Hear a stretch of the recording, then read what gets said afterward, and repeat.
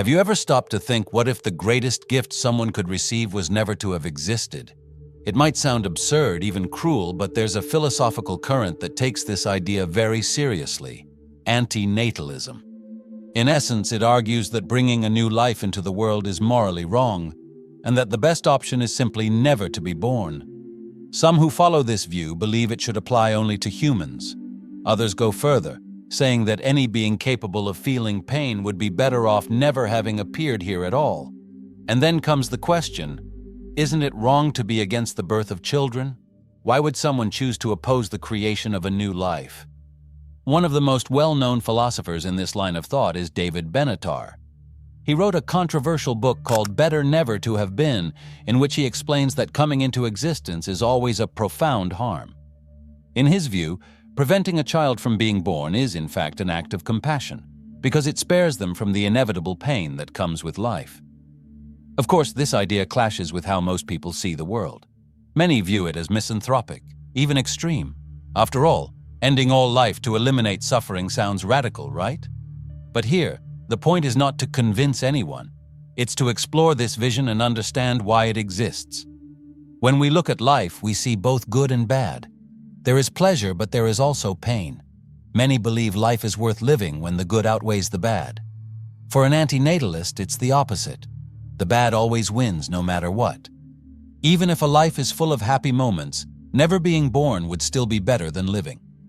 According to Benatar, to exist is to experience both joy and pain, and while pleasure may be good, pain never stops weighing heavily.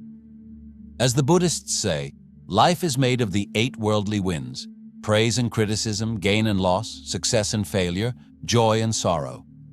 By bringing a child into the world, we inevitably deliver them to all these winds, both good and bad. A life can have good moments: eating something delicious, hearing a song that gives you chills, traveling to an incredible place.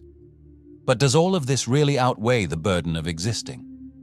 Do these joys truly surpass the inevitable pain that life brings? For David Benatar, the answer is no. He argues that even when someone's life is pleasant, never being born is still the better option. The reason? Something he calls asymmetry.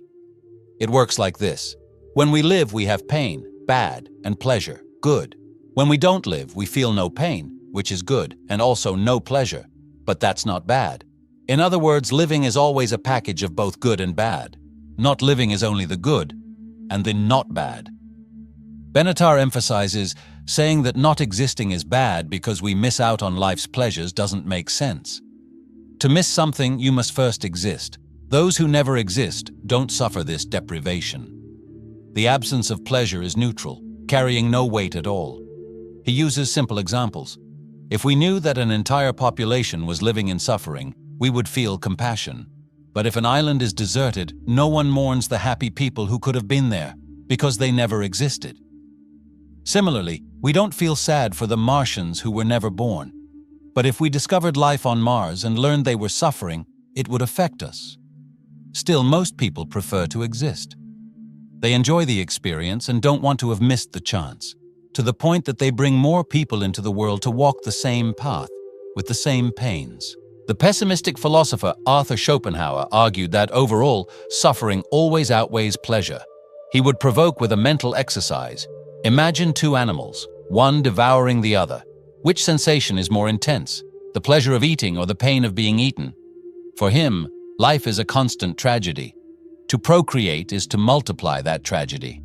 Childbirth is already painful for the mother, and the child is born without having asked, only to face an uncertain future full of risks.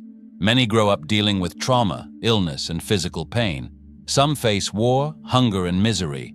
Others, even surrounded by comfort and safety, sink into depression, addictions, and anxiety.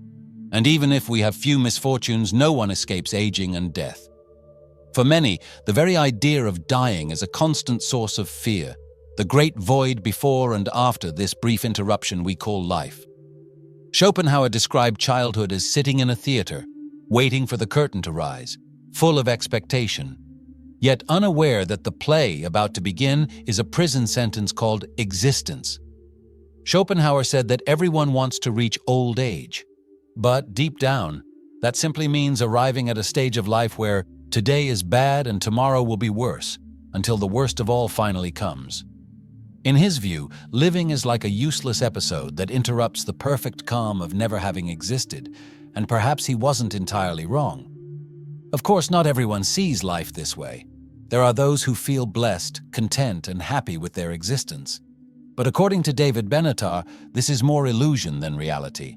He calls it an overly optimistic image, the result of a psychological phenomenon known as the Pollyanna principle, our natural tendency to remember the good moments more vividly, downplay the bad ones, and believe the future will be better than it likely will be.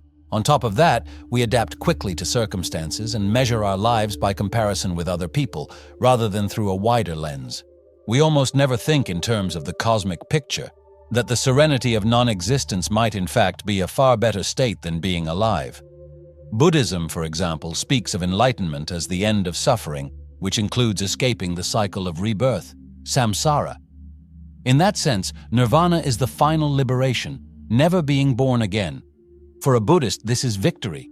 For many of us, it might sound like a tragedy. After all, non-existence also means never seeing a sunset, never falling in love, never feeling the pleasure of a good meal. Our consumer culture makes this argument even harder to accept because it sells the idea that living is about accumulating pleasurable experiences, trips, parties, restaurants, sex, art, as if these were proof that life is worth living. But for Schopenhauer, this was nothing more than distraction. He saw pleasure not as something truly positive, but as the temporary absence of pain. And he saw pain as something active, real, and constant. In his words, good is negative. Happiness and satisfaction are merely the cessation of a state of pain.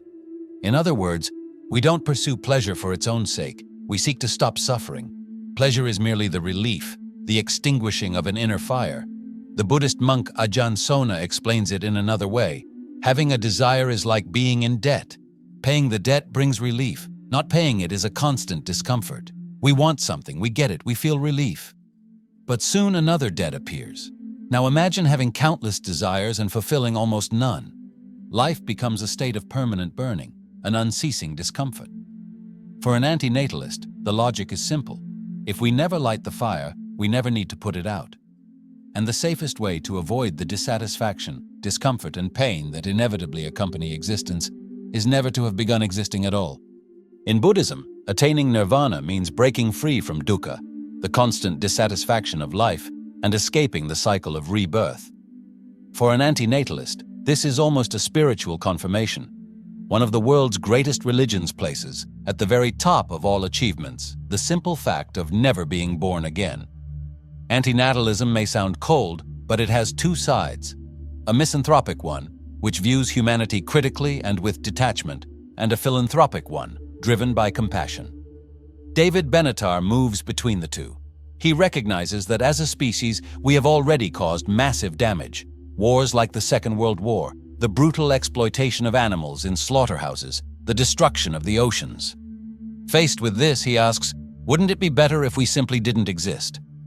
On the more compassionate side of his view, antinatalism is not about hating life, but about ending a cycle of pain. Because as even Buddhists admit, with existence there always comes some harm. Any child who is born will feel pain and inevitably will also cause pain, whether physical, emotional, or simply the pain of frustration. Even Buddhist monks who have reached enlightenment and now live without suffering had to pass through suffering before they got there. And most likely, even they have taken the life of an insect or two along the way. That's why for an antinatalist, the reasoning is straightforward. If we never come into existence, we neither suffer nor cause suffering. We don't miss pleasures because we were never deprived of them. But for most people, this argument doesn't land. Some say that having children is a good in itself, even a moral duty. Yet within this philosophy, if parents truly love the children who have not yet been born, the most ethical gesture would be not to bring them into the world. Still, the force of biology speaks louder. We are programmed to reproduce. We have children because it's what we've always done, often without thinking about the consequences for them. For many, it's also a way of giving meaning to their own lives. And so the cycle repeats. Children grow up, have children of their own, and those children have more children, perpetuating, generation after generation, the same story of joys and sorrows that began long before them. David Benatar calls this the procreative Ponzi scheme. According to him, it works like a pyramid. We keep adding more people to the world, each generation sustaining the next, until inevitably the bill comes due, and those born last will pay the full price. Because sooner or later, our children will suffer. They will have their hearts broken. They will be hurt, physically or emotionally. They will face poverty, addiction, war, disease, the loss of loved ones, and, in the end, death. And even if they escape almost all of this, they will still have to face the constant dissatisfaction that comes with the simple fact of being alive. And it's not just about what they will suffer, it's also about what they might cause. As a species, we have a long history of destroying the environment and harming other sentient beings. That's why, for an antinatalist, coming into existence is always a double harm: the pain we endure and the pain we inflict. But if all this is true, and if, as Schopenhauer and Benatar claim, it would have been better never to have been born, what should we do now that we are here? The answer is not to live in constant regret or to try to eliminate all conscious life, and certainly not to take one's own life. The core of antinatalism is not about destroying, but about avoiding the creation of suffering. There is a huge difference between preventing a life from beginning and ending a life that already exists, between a life that is not worth starting and a life that, even if difficult, may still be worth continuing. Not being born may be the ideal, but since we are here, the second best option is to make this passage less painful, for ourselves and for others. Perhaps even finding some meaning in helping others carry this weight. In the end, no one asked to be here, and that means we are all companions in suffering. And perhaps recognizing this is our greatest chance to create a little more compassion in the world.